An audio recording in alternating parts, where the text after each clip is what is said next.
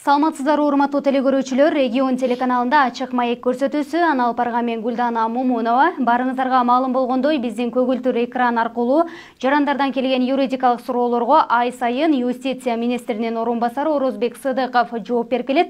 Бул жолкусундагы Орозбек мырза студиябызга келип олтурат. Алдыда биз кабыл алынган жаңы мыйзам долбоорлору, юридикалык жактарды каттоо жана кооперативдер тууралуу маек курмакчыбыз. Андыктан биз менен бирге болуңуздар. Саламатсызбы? Студиябызга кош келипсиз. Дегенде эле ушул кооперативдер тууралуу кеп кылсак, жакында эле Жогорку Кеңештин жыйынында кооперативдер жөнүндө мыйзамга өзгөртүүлөрдү киргизүү тууралуу мыйзам биринчи окууда кабыл алынды. Ал жерде өзүңүз баяндама жасадыңыз. Негизи эле ушул мыйзам долбоорун өзгөртүүгө эмне себеп болду? Ушул коомчулукта ушул кооперативдерге болгон нааразычылыктардан улам өзгөртүүгө туура келдиби? Саламатсыздарбы, урматтуу телекөрүүчүлөр. Өзүңүз белгилегендей, кооперативдердин айланасындагы маселелер, ызычуулар, талаш-тартыштар бул ушул былтыркы жылы аябай өзүнүн бир пигине келип жеткен. Деги эле кооперативдер бул 19-кылымдан бери эле Европа өлкөлөрүндө пайда болуп, андан кийин бул Совет доорунда дагы болуп, турак жай кооперативдери, анан эгемендүү Кыргызстанда дагы кооперативдер түзүлүп иштеп келген. Бул кооперативдер бизде эки түргө бөлүнүшөт. Коммерциялык жана коммерциялык эмес болушупчу. Анан турак жай жаатында кооператив аларды үй алып беребиз деген ушундай башталуулар бул 2018 жылдан башталган. Ушундай багыттагы кооперативдерди түзүшүп, буга чейин деле мыйзамда болуп келген, бирок массалык түрдө кооперативдерди ошол турак жай алып беребиз деп түзүү багытында бул 2018 жылдары башталганда. Ал эми ага чейин деле коммерциялык эмес кооперативдер болуп келген, алар гараждык кооперативдер, турак жай кооперативдер, алар жалпы үйдү же жашап аткан бир кварталда ошолорду башкаруу жүргүзүү боюнча иштерди жүргүзүп келишкен. Негизинен Кыргызстанда кооперативдер өзү 6000-дин тегерегинде, анын 5000ден ашуусу бул коммерциялык кооперативдер, булар айыл чарба кооперативдери, товардык, кызмат көрсөтүүлүк, сервистик, агрардык, асыл тукум жана финансылык кооперативдер түзөт. Ал эми коммерциялык эмес кооперативдер бул 900дин тегерегинде, алардын ичинен ошол 162си ошол турак жай багытында түзүлгөн. Анан активдүү иштеп үй алып беребиз деп башталган кооперативдер бүгүнкү күндө 30га жакын. Анын 22сине кылмыш иштери козголгон. Ошол 2022 жылдын жаз айларындагы ушул баягы окуя, талаш-тартыштар ушул республиканын ар бир аймагында чыгып, өзүңүздөр деле көрүп аттыңыздар, массалык маалымат каражаттарына чыккандан 2022 жылдын 1-апрелинен баштап биз алар менен жолугушууларды уюштуруп, ушул маселелерди талдап, анализдеп, ушул окуялар, ушундай жагдайлар эмнеден келип чыгып атат, эмне түрткү болду, эмне себеп болду, кайсыл жерде мыйзам бузуу болду деп алардын өкүлдөрү, ассоциацияларынан жабыркаган жарандар менен биз 10дон ашык жолугушууларды өткөзүп, анан ушул мыйзамга өзгөртүү киргизүү боюнча мыйзам долбоору иштелип чыккан. Бул жерде негизги бул телекөрүүчүлөргө дагы маалымат иретинде айтсак, бул ошол турак жай кооперативин түзгөн жарандардын биринчиден жеткиликтүү деңгээлде билими жоктугу, ал жаатында тажрыйбасы жоктугу, кооперативди туура маңыздуу колдоно албагандыктан, аны жанагы алгачкы пайда болгон кооперативдер бир өзүнчө мындай брошюра китептерди чыгарган.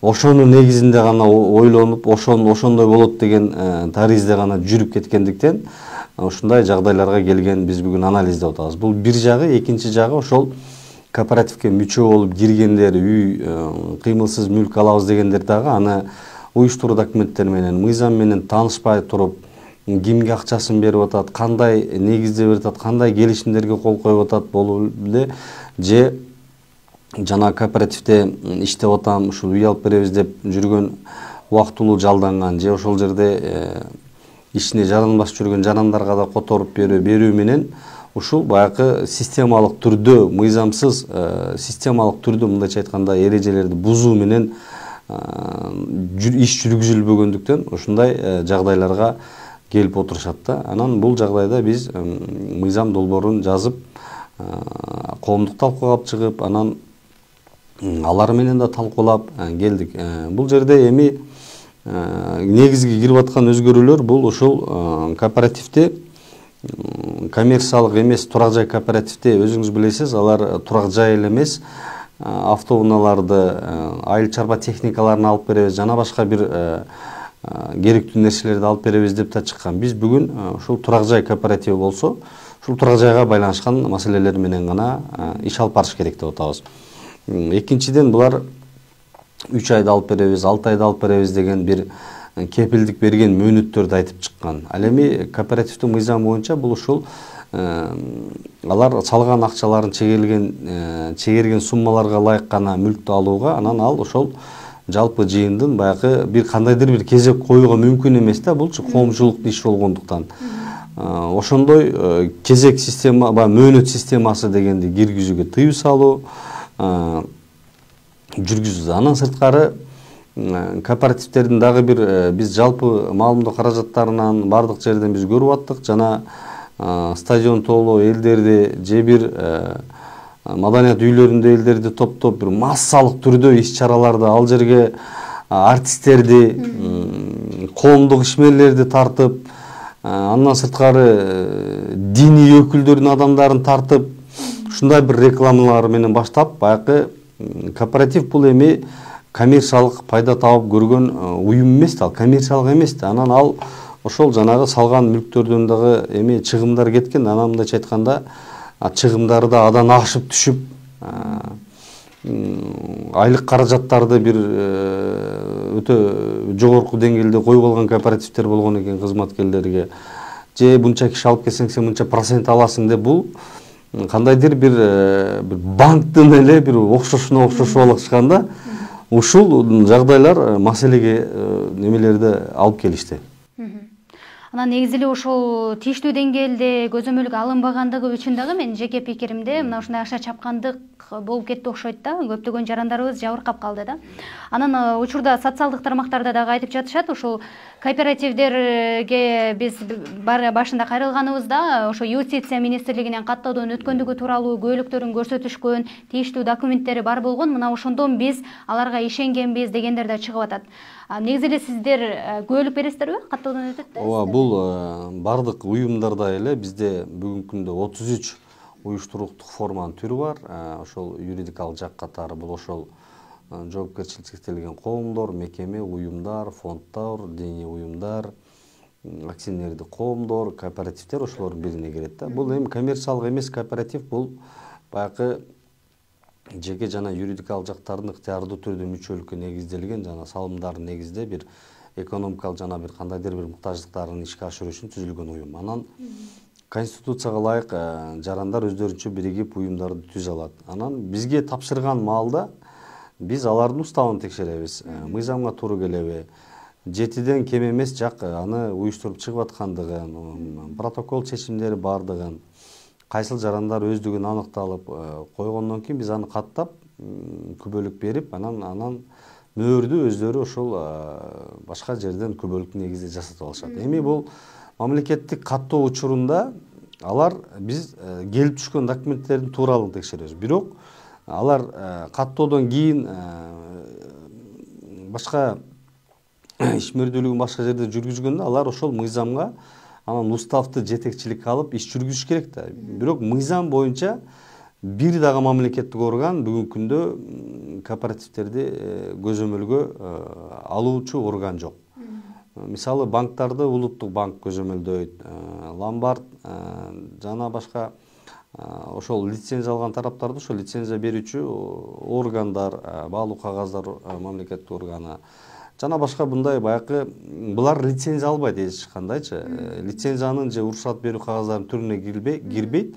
Булар мамлекеттик каттоо өткөндөн кийин ошол негизде жүрүш керек. Бирок бунун бардыгы кандайдыр бир жоопкерчиликтен качырат, кутултат дегенди алып келбейт. Эгер ал элдердин ошол уставды, ошол кооператив жөнүндө мыйзамды бузуп, бирөөлөрдүн мүлкүн ыйгарып алуу же аларды жанагы максатсыз колдонуп, бир финансылык чыгымдарды алып келип укук бузуулар болсо, бүгүнкү күндө жоопкерчилик тартат. Жана алар жана кылмыш иштери козголуп, бир канча кооперативдин башчылары тергөө абактарында отуруп, кээ бирлери тергөө учуру жүрүп аткан учурлар бар. Эми бул ушул жерден. Анан биз ошо анализ талдоодо деле ошол болгон. Анан баягы бардык уюмдар эле каттоодон өткөндөн кийин алар мыйзам боюнча иштеш керек. Мисалы, сизге деле айдоочулук күбөлүктү алганыңызда сиз экзамен тапшырып аласыз да. Анан айдоочулук күбөлүк алып чыгып алып, көчөдө кандай айдайсыз, анан кийин көчөдө кандай айдап, эрежени буссаңыз сиз өзүңүз жоопкерчилик тартасыз да. Туурабы? Бул деле ошондой да. Бизден катталып кеткенден кийин ал өзү ошол жана жол эрежесин сактап жүр дегендей эле бул мыйзамдарды сактап жүрүш керек болчу.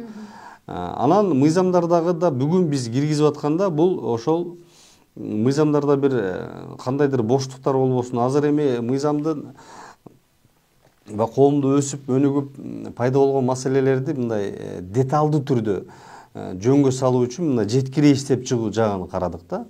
Анан бир маселеге дагы маселелерди айтылды бул жерде. Баягы кооперативдин жетекчилери, башкарма органдары биз бул жерге мыйзам менен азыр тыюу салып атабыз. Өзгөртүү толуктоодо мыйзам долбоорунда неме ошол кооперативдин жетекчилеринин аракетинен же аракетсиздигинен финансылык жана башка бир укук бузуулар болсо, алар ордун толтурат деп милдеттендирип атабыз. Жана кооперативге түшкөн акчалар анализ талдоо көрсөткөндөй, бирөөгө берип коюп, алып коюп, чалып, сеникин жазып койдум, сеники кетип атат, мына келип калат деген мындай баягы юридикалык жактан тастыкталбаган аракеттер менен жүргөн да. Анан бүгүнкү күндө айтабыз, акча которсо, эми мындан ары ким кааласа кирсе, эми кооператив бул турак жай эле эмес, башка жаатта да иштейт да. Ошондуктан ошолордун эсептик банктарда каражатына гана которуу, мүчөлүк китепчени алуу, мүчөлүк китепчеге бүт ошол канча акча кирди, канча пай алды, пайлардын түрлөрү бардыгы ошол жака жазылат, жазылыш керек деп биз ушул мындай жеткире иштеп чыгып жөнгө салып аткан учурубуз. Анан айтып атпайсызбы, сиз күбөлүк алгандан кийинки жоопкерчилик өзүңүздүн мойнуңузга жүктөлөт депчи. Бирок күбөлүк алганга чейин, мисал катары айтып атам да, атайын мектепке барып окушат, мына ушул кооперативдер тууралуу мыйзам долбоорундагы ошол жетекчилер билбеген айынан, жарандар дагы толук билбегендиктен мына ушундай кесепеттер келип чыгып атат да. Анан сиздер тараптан, ким тарабынан ушул түшүндүрүү иштери жүргүзүлөт? Эми кооперативде 18 жашка толгон жарандар уюштурулат. Анын же юридикалык жактар 7ден кем эмес жак. Анын жогорку билими барбы, тийиштүү деңгээлде диплому барбы деп биз текшеребейбиз. Эми бул коомдук уюм да, мындайча айтканда. Каттоо учурунда ошол өздүгү аныкталдыбы деп. Анан биз алардын билбестиги, жанагы түшүнбөй же башкача түшүнгөндүгүн биз алар менен жолугуп, маселелерди алып, материалдарды алып, анализ талдап, алардын жүргүзгөндөрүн көрүп, тегерек столдор өткөзгөндө биз ошолорго күбө болдук. Ал эми маалыматтык жактан, түшүндүрүү, укуктук жактан туура айтасыз. Бул биз Юстиция министрлиги бул ошол 2021-жылдардан баштап эле Юстиция министрлигинин сайтында бар, менин социалдык баракчаларымда да бар. Биз такай Спутник радиосу, биринчи радиолорго, андан башка маалымат жыйындарын өткөзүп, биз айтып келгенбиз такайчы. Мындай болот, мыналарга көңүл буруш керек деп. Анткени жанагы коомдо болуп аткан окуяларды анализдеп, алдын алып биз айтканбыз. Бирок ошол бышып жетилип туруп, ошол 2022-жылдары бул ошол баягы пигине жетип келди да. Мына азыр дагы сиздердин телеканалга азыр түз могул жерде маалымат берип атабыз. Буга чейин дагы ушул эле кызыктырган жагаттар боюнча журналисттерге же башка маалымдоо каражаттарына барып биз берип келип атабыз. Азыр деле айтып. Бул кооператив жаатында эле эмес, деги эле ушул башка укуктук маселелер боюнча. Анткени бул укуктук сабатсыздыкты жоюу бул такай системалык түрдө жүрүп туруш керек да. Бул ошону айтып жеткизип. Анан өткөн эфирлерде айткандай дагы 114 номери бар. Кээ бир кызыктырган маселелер болсо жарандар чыгып көрүш керек. Эми бул жерде баягы рекламанын да күчү болду да, моюнга алыш керек. Мындай болот деп алып, анан ошол кооператив ишин системалык түрдө мыйзам боюнча өзгөчө кырдаалдар фонду түзүлүш керек, резервдик фонд түзүлүш керек. Бирок буну түзбөгөн кооперативдер болуп чыкты да. Жада калса анын ойлонбогон дагы, ал иш пландарында дагы ал ошол фонддорду түзүү болгондо эмес. Өзгөчө кырдаалдар фонду бул ошо өзгөчө кырдаалдар учурлар болгондо ошолорду жабуу үчүн жумшалуучу акча каражат болуш керек эле. Ал эми резервдик фонд бул ошол кооператив уюмду мындай стратегиялык өндүрүүдө өнүгүүгө багытталган акча каражаты топтолуп туруш керек да. Бул ушул аларды сактабастан ушунун негизинде ушундай жагдайларга келди. Анан биз мыйзам долбоору менен жеткизип, анан онлайн жана офлайн түрүндө дагы добуш берүү, жалпы жыйындарга катышууну киргизип атабыз. Бул жерде көпчүлүгү дагы мигранттар болгон, акчаларын туруп тияктан салган, анан биякта бир уч башкармалык биригип 20-10 киши болуп туруп эле өздөрүнчө чечимдерди кабыл алышкан. Азыр эми айтабыз, башкы орган мүчөлөр болгондон кийин ар бир мүчө кирип пайшык болгондон кийин алардын укугу бар, алардын ошол чечүүгө кандай күн тартибидеги маселелердин каралып атканына ошолорго түздөнсүз катыш үчүн бүгүн биз мына бирден ашык адам бирөөгө өкүлчүлүк кыла албайт. Ал эми кооперативтерде милдеттүү түрдө веб-сайт болуш керек, бүт маселелер ошол жака чыгыш керек. Канча акча болду, канча которук стратегиялык маселелерди ошол же онлайн түрүндө катышып, же бирден өкүл берип ушул түздөн-түз катышууну камсыз кылтабыз. Анан катышкан, катышпаган жарандарга дагы ушул чечим кабыл алган боюнча 5 күн ичинде ошол чечимдерди маалымат катарында жөнөтүш керек. Бул ошол эл ошолго кызыктар болуш керек. Анан жада калса бул кооперативтердин талаш тартышы башталганда бизге келип, алардын уставтарын сурап, уюштуруу документтерин сурап жүрдү. Биз азыр кооперативтерге милдеттенме берип атабыз. Уставтарың, уюштуруу документтериң сайтта болуш керек, ар кимге тааныш болуш керек. Милдеттүү түрдө аны мүчөлүк алып атканда ошолорду тааныштырып өткөзүш керек депчи. Ушул баягы боштуктарды жоюуга багытталган иш-чаралар. Жакшы. Анан Кыргызстанда юридикалык жактарды каттоо жеңилдегени тууралуу да маалымат уктук. Бул боюнча өзүңүз дагы социалдык тармактар аркылуу билдирүү калтырдыңыз. Жаңы кабыл алынган жоого ылайык юридикалык жактарды каттоо, кайра каттоо иштери мындан ары электрондук түрдө жүргүзүлө тургандыгы айтылды да. Ушул боюнча кененирээк маалымат айта кетсеңиз. Буга чейин юридикалык жактарды каттоо жөнүндө мыйзам болуп келген. Бирок мыйзамды биз инвентаризациянын алкагында талдаганда ал баягы жобонун деңгээлиндеги гана жөнгө салынса болот деген баа алган. Себеби ал жерде каттоонун мөөнөттөрү, документтердин тизмеси, каяка тапшырыш керек, эмне кылыш керек деген болгондуктан, анан эми азыр заман өнүгүп санариптештирүүгө баратабыз да. Анан биз жеңилдиктерди түзүү үчүн бүгүнкү күндө мына 185 000 юридикалык жак катталган Кыргызстандачы. Ошол мыйзам күчүн жоготуп, анын ордуна министрлер кабинетинин жобосу бекитилди, юридикалык жактарды каттоонун тартиби. Биринчиден биз бул жерде буга чейин кагаз жүзүндө берилип келген күбөлүктү жокко чыгардык.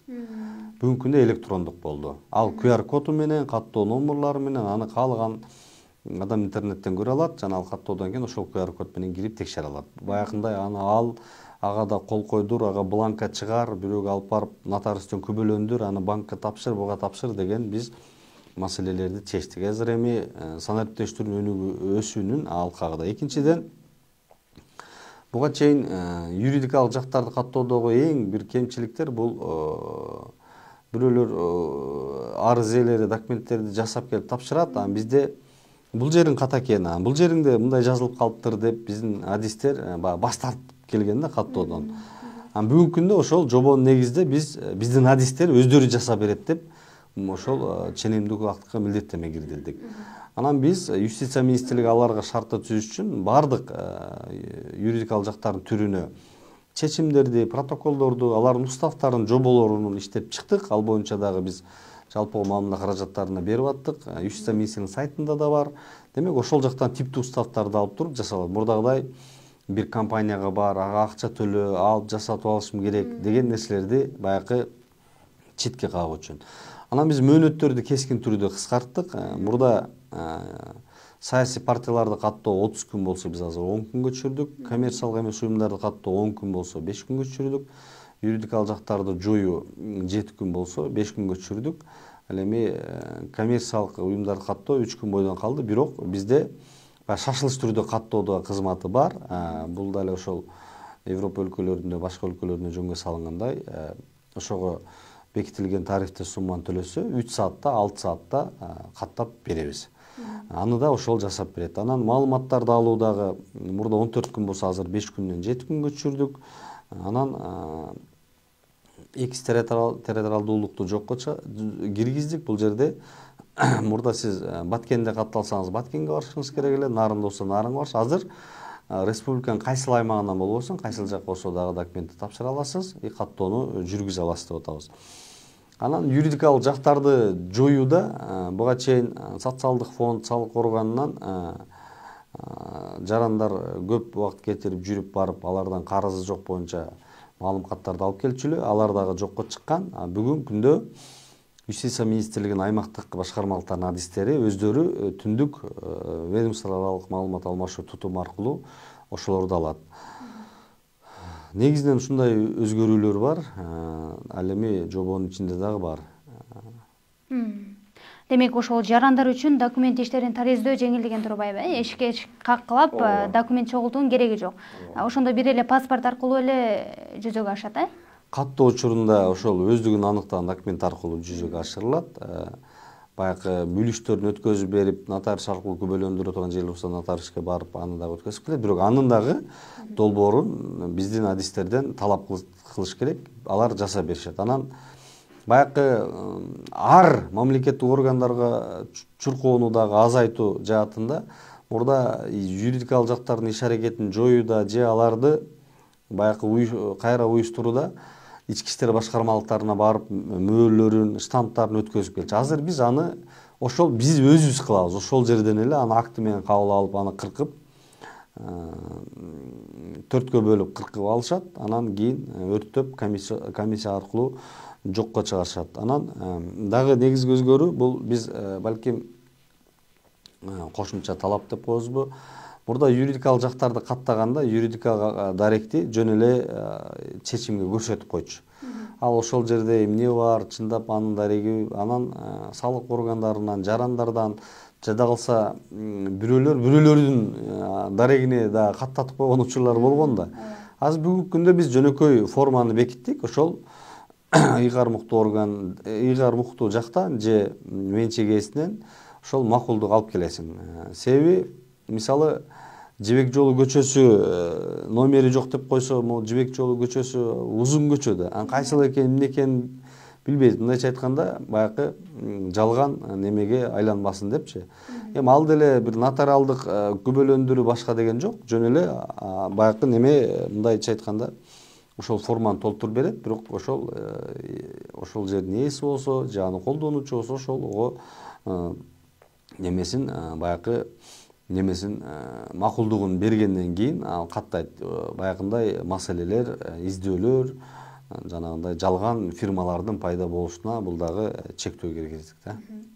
Чоң рахмат. Тилеге каршы биздин убакыт дагы жыйынтыкталып баратат. Анда эмесе сизге эркин микрофон. Рахмат. Сиздер дагы ушул эфирде такай ай сайын уюштуруп элге маалымат берип турушубуз керек.